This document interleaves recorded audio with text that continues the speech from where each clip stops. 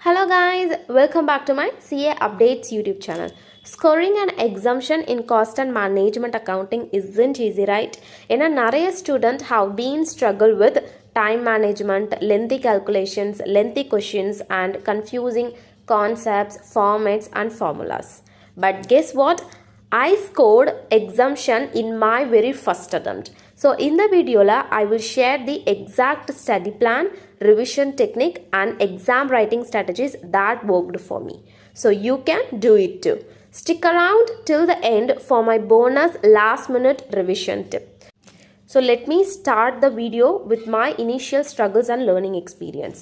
Before I tell you my strategy, let me be honest. எனக்குமே costing வந்து ஸ்டார்டிங்கில் ஒரு கான்ஃபிடென்ட் பேப்பராக கிடையாது. ஏன்னா ஸ்டார்டிங்லேயே எனக்கு ஃபார்முலாஸ் பார்க்கும்போது எனக்கு நிறைய கன்ஃபியூஷன்ஸ் இருந்துச்சு. கொஷின்ஸ் எல்லாமே ரொம்ப பெருசாக இருக்கே, அது எனக்கு படித்து புரிஞ்சுக்கிறதுக்கே எனக்கு நிறைய டைம் எடுத்துருச்சு. நிறைய சில்லி மிஸ்டேக்ஸ்லாம் கேல்குலேஷன்ஸில் பண்ணிட்டு இருந்தேன். ஒர்க்கிங் நோட்ஸ் எப்படி ஒர்க் அவுட் பண்ணுறதுன்னு தெரியாமல் இருந்தேன். அதுக்கப்புறம் தான் ஐ சூன் ரியலைஸ்டு தட் நம்ம கரெக்டான மெத்தடில் காஸ்டிங்கை அப்ரோச் பண்ணோன்னா it was the one of the highest scoring சப்ஜெக்ட்னு நான் அதுக்கப்புறம் தான் ரியலைஸ் பண்ணேன். So I changed my study pattern and within a few months I was solving problems with confidence. ஏன்னா நான் ஒர்க் அவுட் பண்ணும்போது மெஜாரிட்டி ஆஃப் தி சம்ஸோட ஆன்சர்ஸ் எனக்கு கரெக்டாக இருந்துச்சு. ஒன்று ஃபியூ தான் ராங்காக இருந்துச்சு. நான் அதுவுமே ஐடென்டிஃபை பண்ணி என்னென்னா இம்ப்ரூவ் பண்ணிக்கிட்டேன். So now let me share exactly what I did. என்னோட ஸ்டடி பீரியடில் நான் ஸ்டார்டிங்கில் பண்ண ஒரு பிக்கஸ்ட் மிஸ்டேக் அண்ட் நிறைய சிஏ இன்டர்மீடியட் ஸ்டூடெண்ட்ஸ் இன்னுமுமே பண்ணிகிட்ருக்கிற ஒரு பிக்கஸ்ட் மிஸ்டேக் என்னென்னா trying to mug up the formulas without understanding the concept. So first நீங்கள் ஒரு காஸ்டிங் மெத்தட் எடுத்துக்கிறீங்க, whether it was a marginal costing, process costing or standard costing. First understand the logic behind the each costing method. நீங்கள் அந்த costing மெத்தடை ஏன் படிக்கிறீங்க, அதில் எதுக்கு இந்த ஃபார்முலாஸ் ஆர் ஃபார்மேட் வருது அப்படின்ற லாஜிக் அண்ட் ரூட் காஸை நீங்கள் தெரிஞ்சிட்டிங்க அப்படின்னா, ஏன்னா ஐசிஐ எக்ஸாம் கொஷின் பேப்பரில் ட்விஸ்டடாக தான் கொஷின் கேட்பாங்க. நீங்கள் ஃபார்முலாஸை அண்டர்ஸ்டாண்டிங்கே இல்லாமல் மக்கப் பண்ணிங்க அப்படின்னா கொஷின் பார்த்திங்க அப்படின்னா உங்களுக்கு ரெண்டு மெத்தட் வந்து அப்ளை பண்ணக்கூடிய ஒரு சுச்சுவேஷன் வந்து க்ரியேட் பண்ணும். அந்த டைமில் திஸ் ஆர் தட்டுன்ற ஒரு கன்ஃபியூஷனும் அரைஸ் ஆகும். நீங்கள் லாஜிக் புரிஞ்சுட்டு ஒரு ஃபார்முலாவை ஆர் ஃபார்மேட்டை நீங்கள் படிச்சிங்க அப்படின்னா அந்த கொஷின் எந்த லாஜிக்கில் இருக்கோ நீங்கள் அதுக்கு ரிலேட்டான ஃபார்முலா ஆர் ஃபார்மேட்டை நீங்கள் அப்ளை பண்ணக்கூடிய அளவுக்கு நீங்கள் கேப்பபிலிட்டியாக இருப்பீங்க. என்னோட ஸ்டடி பீரியடில் ஐசிஎஸ் ஸ்டடி மேட்டை தான் நான் ப்ரைமரி சோர்ஸை யூஸ் பண்ணியிருந்தேன். என்னோட குயிக் ரிவிஷன்ஸ்க்காக நானே ஓனாக க்ரியேட் பண்ண ஷார்ட் நோட்ஸை தான் நான் ஃபாலோ பண்ணியிருந்தேன் ஃபார் டைம் சேவிங்காக. ஏன்னா ரிவிஷன் டைமில் நம்மளுக்கு அவ்வளோ டைம் அவைலபிளாக இருக்காது. அதனால என்னோட ஓன் ஹேண்ட் ரிட்டன் ஷார்ட் நோட்ஸை நான் ஃபாலோ பண்ணியிருந்தேன். இந்த ஷார்ட் நோட்ஸை நான் உங்களுக்கு சாஃப்ட் காப்பியாக நான் as soon as I can possible என்னோட டெலகிராம் சேனலில் நான் அப்லோட் பண்ணுறேன். ஸோ டெலகிராம் சேனலுக்கான லிங்க்கை நான் இந்த வீடியோ டிஸ்கிரிப்ஷனில் பின் பண்ணுறேன். மறக்காமல் போய் சப்ஸ்கிரைப் பண்ணிவிடுங்க. அப்போ தான் நான் அப்லோட் பண்ணும்போது நீங்கள் மிஸ் பண்ணாமல் தெரிஞ்சுக்குவீங்க. காஸ்டிங் பியூராகவே சம் பேப்பர் தான். நீங்கள் டெய்லி எவ்வளோ ரிட்டன் ப்ராக்டிஸ் எடுக்கிறீங்களோ நீங்கள் அவ்வளோ மார்க் ஸ்கோர் பண்ணுவீங்க. The more you practice the better you get. நான் ஒரு நாளைக்கு அப்ராக்சிமேட்டாக 10 to 12 ப்ராப்ளம்ஸ் எல்லாமே லென்த்தி ப்ராப்ளம்ஸ் தான் நான் சால்வ் பண்ணேன். இந்த ப்ராப்ளம்ஸ் எல்லாமே ஐசிஎஸ் ஸ்டடி மேட்டில் இருக்கக்கூடியது தான். ஃபர்ஸ்ட் நீங்கள் ஐசிஎஸ் ஸ்டடி மேட்டில் இருக்கக்கூடிய எல்லா sums including illustrations and test your knowledge எல்லாமே நீங்கள் கம்ப்ளீட் பண்ணதுக்கப்புறம் move to past year papers and understand the how ICA framed the questions. அவங்க எந்த டெக்னிக்கான எந்த ஸ்ட்ராட்டஜி எந்த பேட்டர்ன் யூஸ் பண்ணி கொஷின் பேப்பரை ஃப்ரேம் பண்ணியிருக்காங்கன்றத ஃபர்ஸ்ட் ஒரு அண்டர்ஸ்டாண்ட் ஒரு ஓவர்வியூ எடுத்துட்டு அதுக்கப்புறம் பாஸ்ட் இயர் கொஷின் பேப்பரை அட்டன் பண்ண ஸ்டார்ட் பண்ணுங்கள். அதுக்கப்புறம் எம்டிபிஸ் அண்ட் ஆர்டிபிஸ்.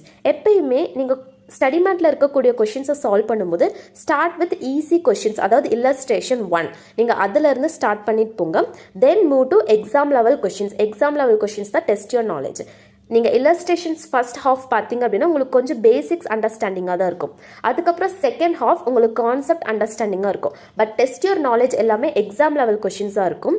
நீங்கள் இந்த மாதிரி ரிட்டன் ப்ராக்டிஸ் எடுக்கும்போது always remind to time your self to improve speed. Smart time management. என்னோட ஸ்டடி பீரியடில் நான் அப்ராக்சிமேட்டாக 10 days தான் காஸ்டிங் வந்து நான் அலோகேட் பண்ணியிருந்தேன்.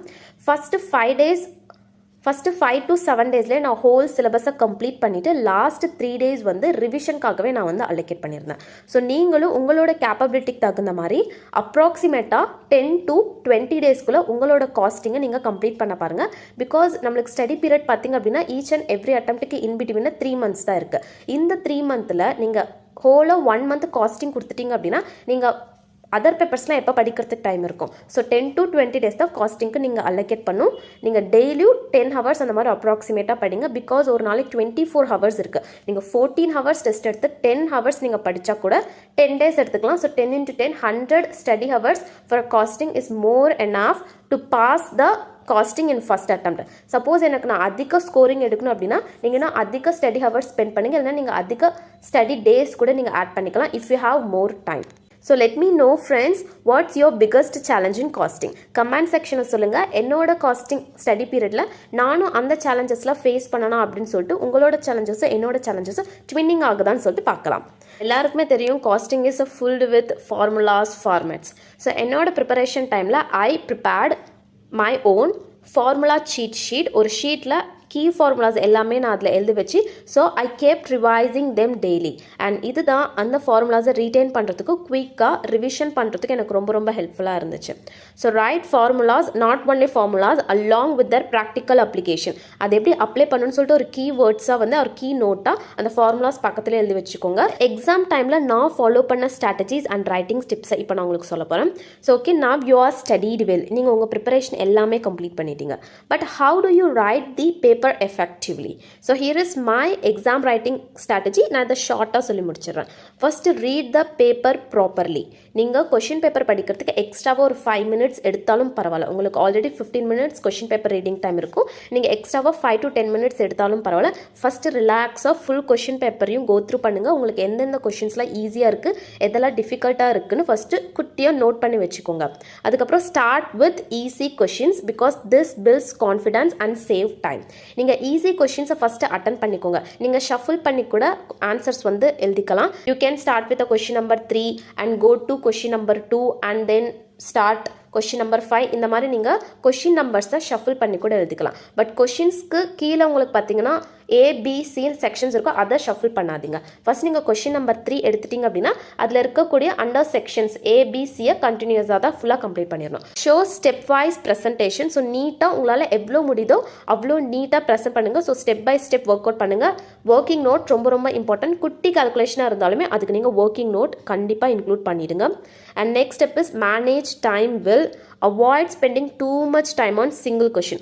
ஒரே ஒரு கொஷினை நீங்கள் நிறைய டைம் வேஸ்ட் பண்ணுறதை விட அதனால தான் ஃபஸ்ட்டு ஈஸி கொஷினை நீங்கள் ஸ்டார்ட் பண்ணுங்கள்.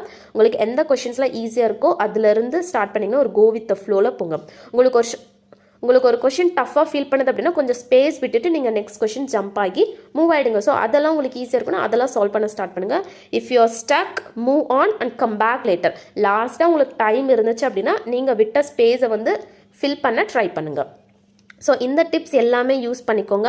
வாட்ச் அப்பப்போ வந்து டைம் பார்த்துட்டே இருங்க. So time your self. உங்களுக்கு 3 hours மட்டும்தான் டைம் இருக்குது. ஸோ என்னால் காஸ்டிங்கில் எக்ஸாம்ஷன் ஸ்கோரிங் பண்ண முடியும்னா உங்களாலே முடியும். It's all about smart studying, regular practice and a positive mind set. Don't be afraid of this subject, instead make it your strength. நான் video ஸ்டார்டிங்லேயே சொல்லியிருந்தேன் நான் ஒரு போனஸ் டிப் கொடுக்கறதா சொல்லிட்டு. In the last 5 days before the exam, I revised only summary notes and solved past exam questions. நீங்கள் already return practice and mark டெஸ்ட்டில் எழுதிருப்பீங்க இல்லையா, அது எல்லாமே ஸ்டோர் பண்ணி வச்சுக்கோங்க.